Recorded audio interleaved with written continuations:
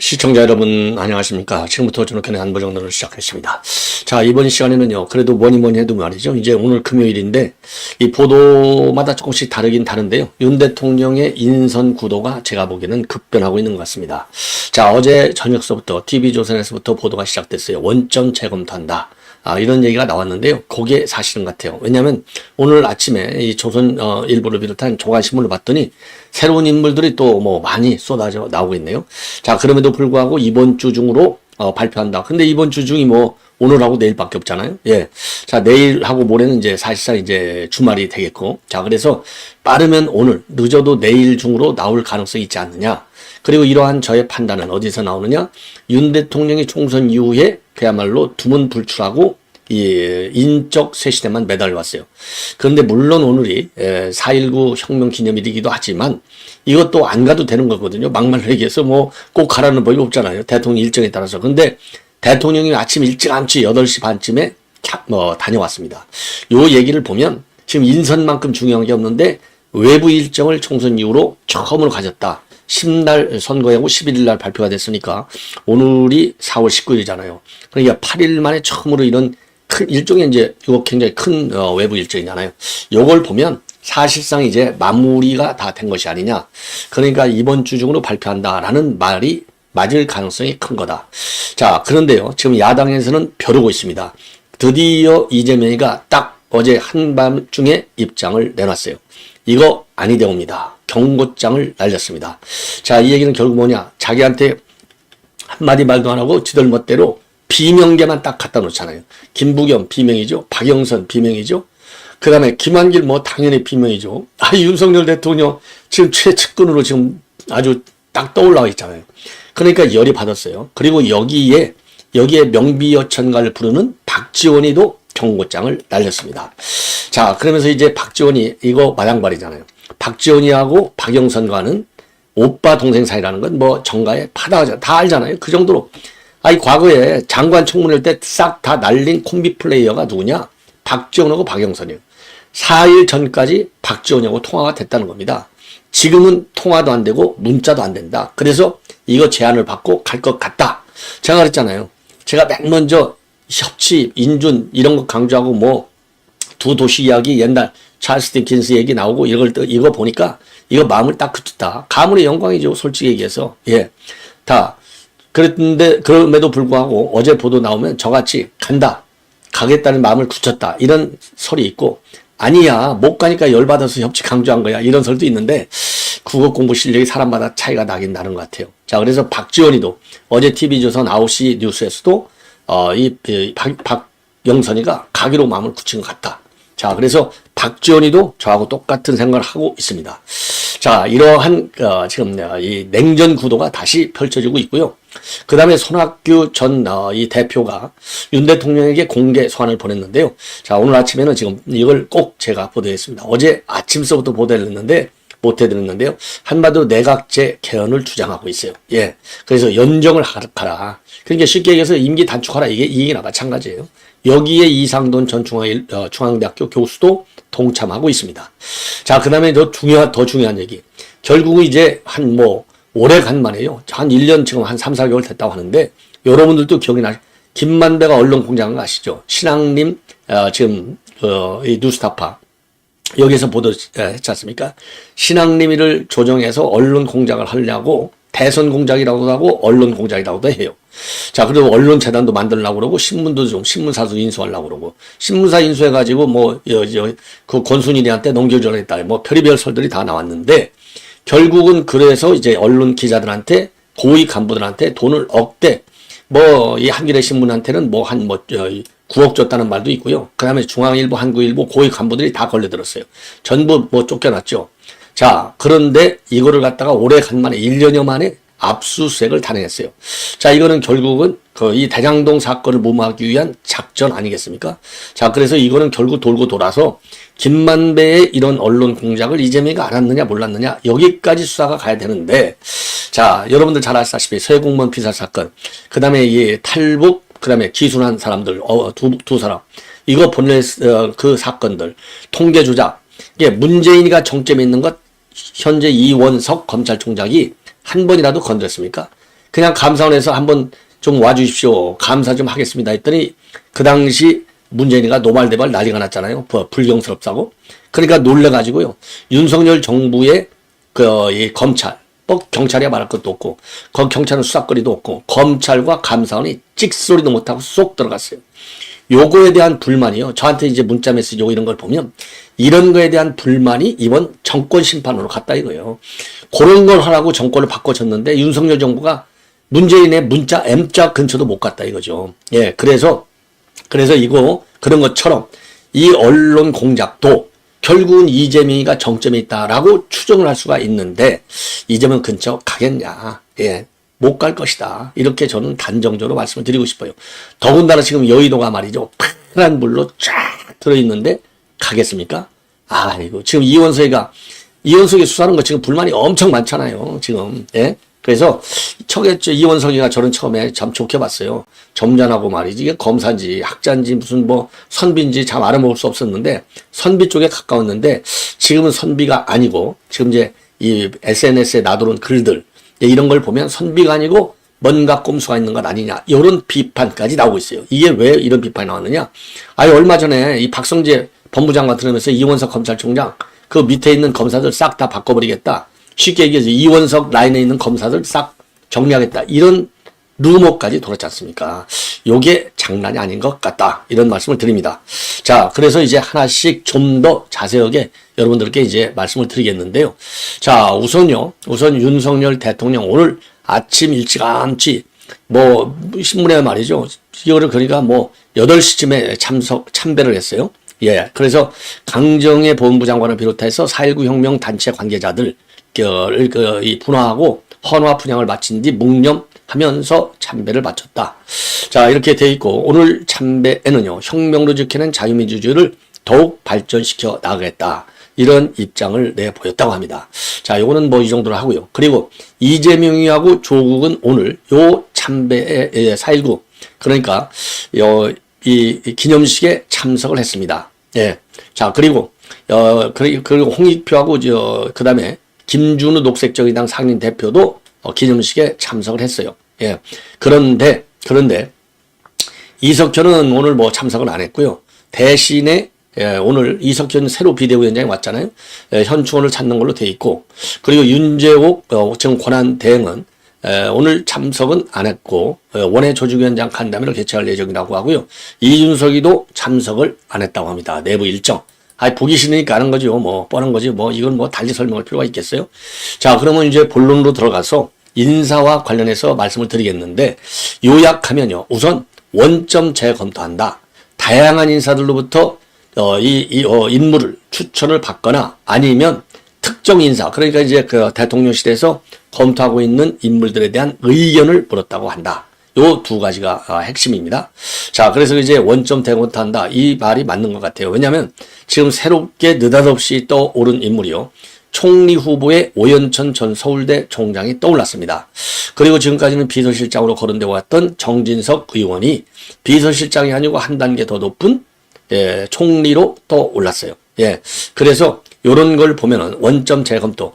그러니까 이제 어제 보도까지만 하더라도요. 비서실장에 거론된 사람이 정무수석 역할이 커지기 때문에 정무수석으로 자리를 갈 수 있다. 이렇게 됐는데 그게 아니고 정진석 같은 경우는 비서실장으로 굉장히 강력하게 떠올랐는데 총리로 올라갔어요. 예. 자, 그리고 이제 비서실장 후보로는 여전히 말이죠. 그리고요. 박영선이도 여전히 검토 대상에 올라와 있다. 이렇게 보도가 나오고 있어요. 그 박영선 카드가 여전히 살아있는 거예요. 그러니까 제가 박영선이가 온다고 얘기한 거나 마찬가지야. 요렇게 평가한 게 현재로서는 맞는 것 같아요. 그 다음에 비서실장 후보로는 여전히 이정현 플러스 원희룡이 유력하게 검토되고 있지만 이게 원점 태고도 그 반증의 하나가 경제하고 정치에 밝은 중진급 인사도 검토하고 있는 것으로 알려졌다. 자, 이렇게 나오고 있습니다.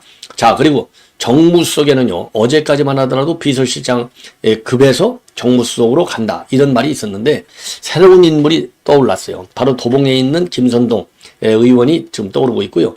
이번에 이제 동대문에서 출마한 김용우 의원도 지금 검토 대상으로 들어가 있다고 합니다.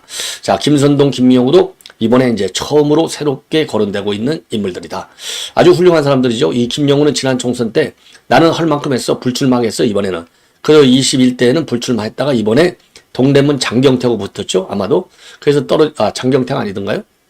예, 하여튼 뭐 동대문에서 지금 여명하고 경선에서 이겨갖고 했는데 낙선하게 됐고, 김성동은 뭐 그 어려운 그야말로 험지에서 계속 나오고 있는데 안 돼서 상당히 안타깝습니다. 자, 그래서 이제 정진석 의원이야 뭐 이 충청 공주고 공주 뭐 윤 대통령 아버지 고향이지 뭐. 그동안 이제 경력이 화려하죠. 제가 보기에 정치권에서 정진석 의원만큼 화려한 사람도 별로 없을 것 같아요. 그냥 오선만이 아니라 정무수석도 했고 국회 부의장도 지냈고 예, 그리고 비대위원장도 했고 원내대표도 했고, 그러니까 당에서 할 것 당대표까지 다 했어요. 비대위원장이 당대표니까. 그 다음에 정부직으로서는 정무수석까지 했어요. 그리고 이제 국회에서 아까 했던 대로 국회 부의장. 뭐 화려할 정도가 아니죠. 뭐 다이아몬드급 되는 것이고. 그 다음에 그러니까 뭐 어느 자리 갖다 놓은들 뭐 못하겠느냐. 예, 더군다나 지금 윤석열 그 대통령이 충청 잘 챙기겠다 했으면 인물을 챙겨야지. 그러지 않아도 충청도 이번에 완전히 열받아갖고 민주당 많이 뽑아줬고 국민의힘이 완전히 석패했지 않습니까?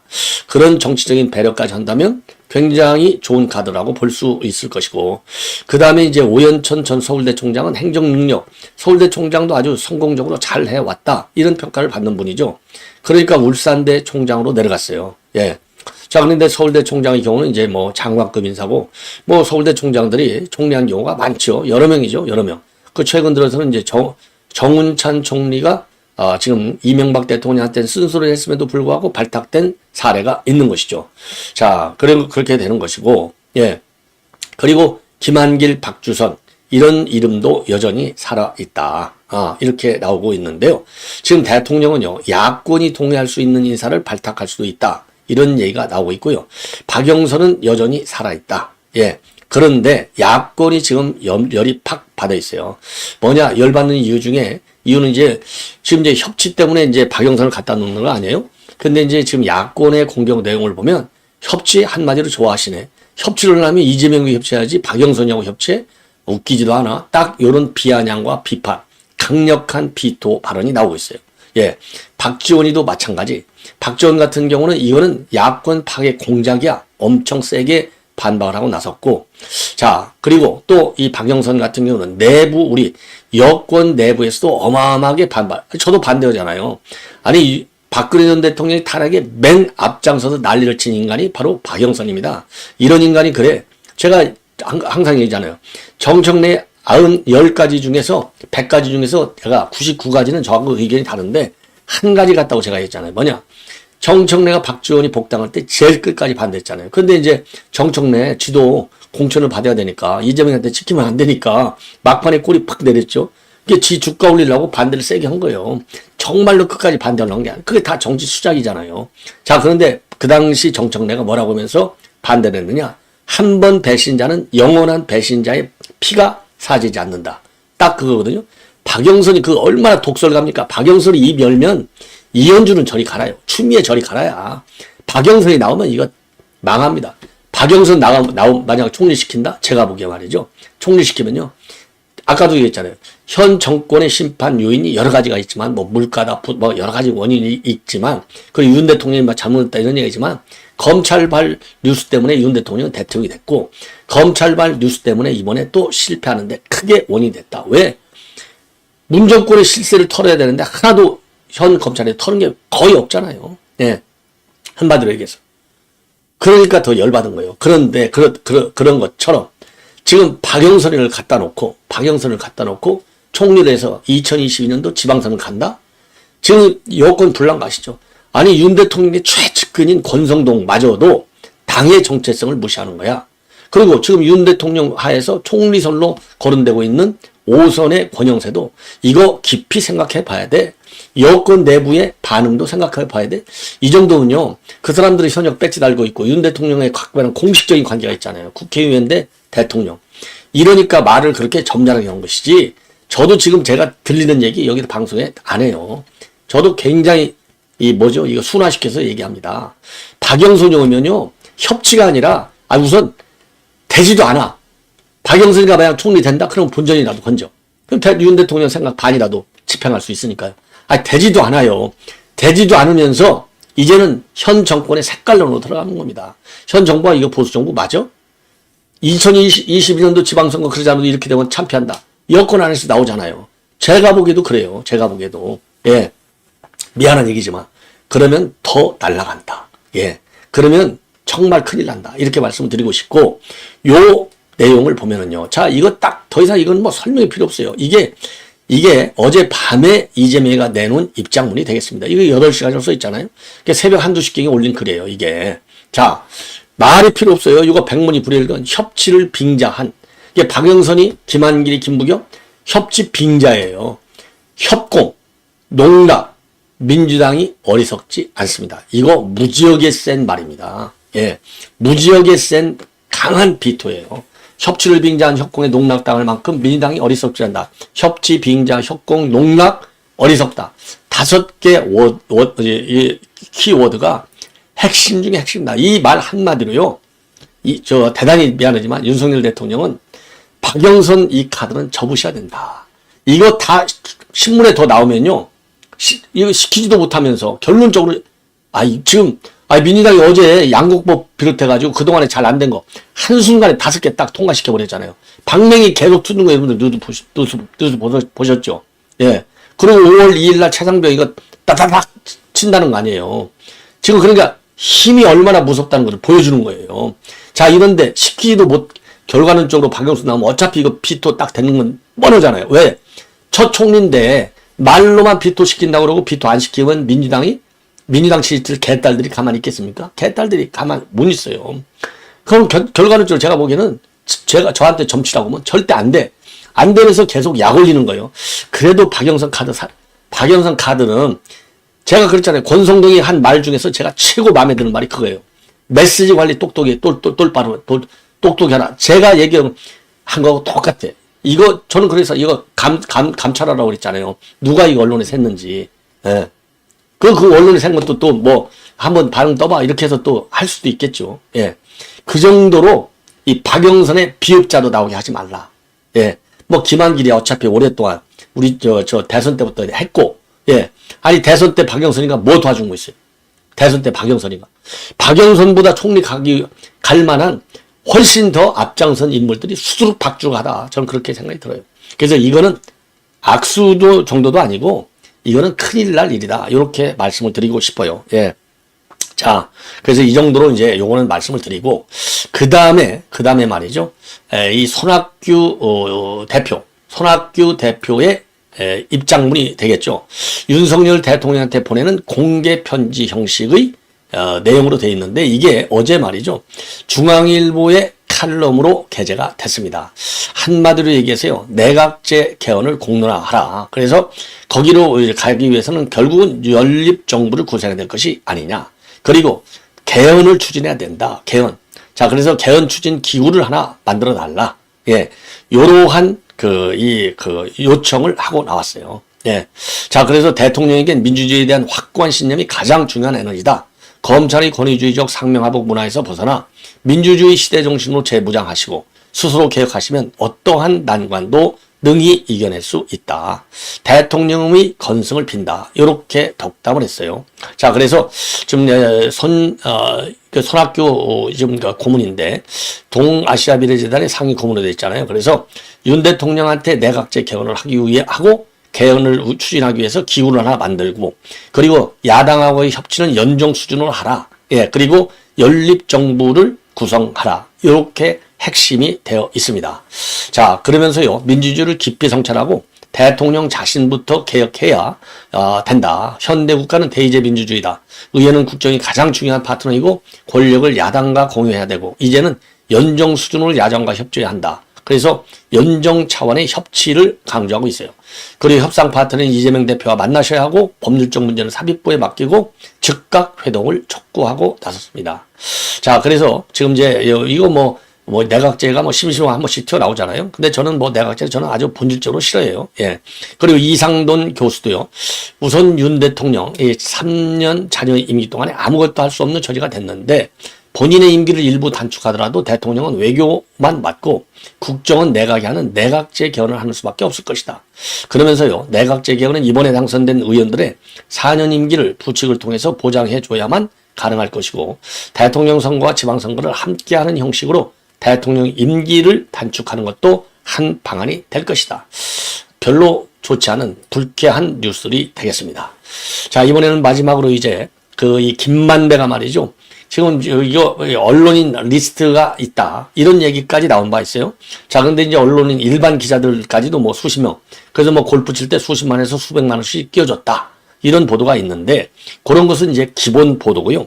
지금 이제 문제가 되고 있는 것은 뭐냐? 한겨레 신문, 중앙일보, 한국일보 간부를 지낸 전직 언론인 3명의 주거지에 대해서 어제 압수수색을 했습니다. 자, 이거 뭐 그동안에도 이게 이제 보도가 많이 나온 바 있는데요. 한겨레 신문에서는 부국장을 지낸 A씨가 2019년도에서 20년 사이에 김만배로부터 수표로 9억 원을 받은 것으로 알려졌고요. 중앙일보 간부 출신의 B씨는 김만배한테 1억 9천만 원을 주고받았고, 그 다음에 한국일보 전 간부 C씨는 김만배한테서 1억 원을 빌렸다, 이렇게 주장하고 있어요. 이렇게 되니까 그 당시 한겨레신문하고 한국일보는요, 이 해당 간부를 전격적으로 해고 조치를 했고, 중앙일보 간부는 사표를 제출한 바 있습니다. 자, 그래서요, 요게 이제 언론사 간부를 포함한 기자 수십 명도 김만배의 접대 리스트에 올라가 있었다. 예. 그리고 이제 이런 김만배가 말이죠, 이 대장동 사건이 언론에서 다뤄지게 되니까 그거를 막으려고, 리스트에 이름을 올려놓고 관리를 했다는 것이죠. 그런데 이거는요, 남욱 진술에서도 이런 얘기가, 언론인들 포섭하려는 얘기가 나왔고, 정영학 녹취록에도 나와 있어요. 그리고 우리 국민의힘에서도요, 대장동 사건을 취재하는 기자 수십 명을 대상으로 해서 골프도 치고 현금도 건넸다. 자, 이러한 입장을 내보인 바 있습니다. 자, 그리고요, 이렇게 이제 그 당시 사고가 터지니까 이게 이제 2023년도 1월에 이게 대대적으로 터지기 시작한 겁니다. 자, 왜냐하면 검찰에서 말이죠, 화천대유에서 돈이 수백억, 그 이상한 흐름이 보였다. 이게 이제 나와서 그 화천대유로부터 나온 돈을 갖다가 쭉 조사하다 보니까 이게 기자들한테 흘러 들어가게 된 겁니다. 그래서 한겨레 신문에서는 그 당시에 바로 이 사과 입장문을 내놨어요. 그래서 편집국 간부 한 명이 김만배로부터 금전 거래를 했다, 이런 내용으로 해서 그 당시 그래서 이제 대표이사도 바뀌고 편집국장도 바뀌고 대단하게 이제 한겨레 신문이 아주 제일 먼저 인정을 했어요. 예. 그리고 또 이제 어느 기자는요, 명품 신발을 받은 적도 있다, 어느 종편, 요런 얘기가 나왔고, 그러다 보니까 당시 조선일보는 이제 사설을 통해서 이 수억 원대의 돈 거래를 한 요 내용을 비판하는 사설까지 실었습니다. 자, 그래서 이 녹취록까지 다 나왔으니까 녹취록에 나오면 이건 빼도 박도 못한다, 요 얘기를 드린 바 있는데, 자, 그 핵심은 그 당시 말이죠, 이 남욱 기자는 뭐라 했느냐, 기자들한테 로비를 했기 때문에 대장동 기사를 막을 수 있었다. 예. 요렇게 얘기를 하고요. 그리고 이제 왜 그러면 이게 기자들한테 이게 돈을 뿌리고 난리를 쳤느냐? 뭐 상품권도 뭐 서울신문 그 당시 보도에 의하면 3,200만 원어치 상품권을 챙겼다는 겁니다. 예. 왜냐하면 이거 선물을 줘야 되니까 기자들한테. 예. 그래서 김만배 친한 기자들하고 100만 원씩 줬다. 그리고 2017년에서 2018년도까지는 민영 뉴스통신사, 그리고 2019년에는 법조계 전문지 인수도 추진했다. 자, 그래서 이게 언론 제도를 만들어가지고 김학림한테 주려고 했다는 것 아니겠습니까? 그리고 김만가가요, 또 이 관련 매체 기자에게 집을 사줘야 한다면서 3억 원을 요구한 사실도 있고, 그래서 남욱이가 실제로 3억을 줬다. 그래서요, 김만배, 남욱, 그 다음에 정영학 각각 3억 원씩 해서 9억 원을 만들어서 언론 로비 자금으로 썼다, 이런 보도까지 나온 바 있어요. 자, 그래서 이 언론 이번 이제 3명을 압수수색을 했으니까, 예, 그 압수수색한 이후에 압수물 분석하고 이제 제대로 이 사람을 구속 수사하게 되면 어마어마한 언론계 비리, 그러니까 이제 검찰 비리, 그 다음에 검찰 로비, 그 다음에 이제 판사 로비 해서 뭐 권순일, 그 다음에 그 당시 이제 검찰총장들, 이게 50억 클럽, 이게 이제 판검사들 리스트지 않습니까? 요것도 수사를 제대로 지금 현 정권 들어와서도 안 하고 있고, 예. 또 권순일 수사 얼마 전에 따다닥 또 압수수색 한다고 난리치더니 소식 간밤 무소식. 요러니까 욕을 먹는 거예요. 자, 그래서 이제 언론인 리스트가 터지면 김만배 폭탄을 계기로 해서 이재명까지 정조준할 수 있는 수사의 단서가 나올 수도 있다. 이렇게 우리가 추론해 볼 수 있는 대목이다. 이런 판단이 듭니다. 자, 시청자 여러분, 이렇게 해서 본 방송은 마무리하고 이어지는 저의 방송 여러분께서 많이 시청해 주시면 대단히 고맙겠습니다. 감사합니다.